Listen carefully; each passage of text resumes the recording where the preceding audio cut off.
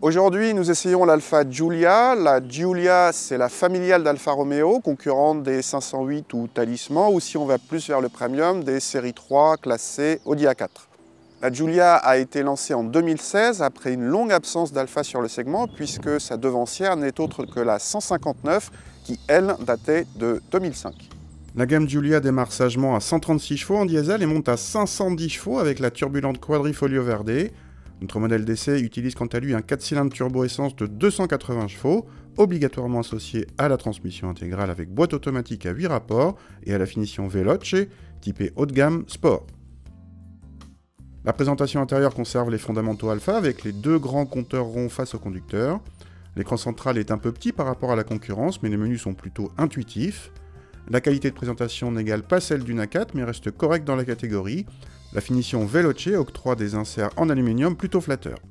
À l'arrière, l'habitabilité est moyenne pour la catégorie et le tunnel central imposant rend la place centrale franchement inconfortable. Le coffre est quant à lui le plus petit de la catégorie avec moins de 400 décimètres cubes mesurés par nos soins. Même une Jaguar XE fait mieux. Au volant, la Giulia a la particularité d'avoir une direction très directe, ce qui donne une sensation d'agilité assez agréable. La voiture qu'on essaye est en 4 roues motrices, donc évidemment ça c'est très bien pour la motricité. Elle a le bon goût de privilégier les roues arrière, puisque la Giulia, quand elle n'est pas 4 roues motrices, c'est une propulsion. Ce qui fait qu'en conduite rapide, si on remet gaz en sortie de virage, on peut avoir un petit déhanchement de l'arrière, c'est très agréable. Autre bonne surprise, avec tout l'agrément de conduite sur cette partie châssis, on a en plus une voiture confortable, le compromis est vraiment réussi. Précisons que notre modèle d'essai avait des roues de 19 pouces et une suspension pilotée optionnelle.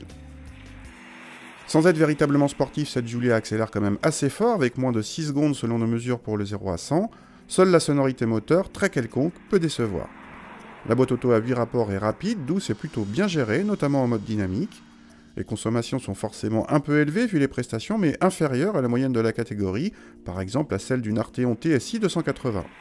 Quant au tarif, cette Giulia de 280 chevaux s'affiche à 54 000 € hors option, ce qui la place au même prix que les A4 TFSI 252 ou BM 330i, c'est-à-dire cher malgré un équipement légèrement plus fourni sur l'italienne.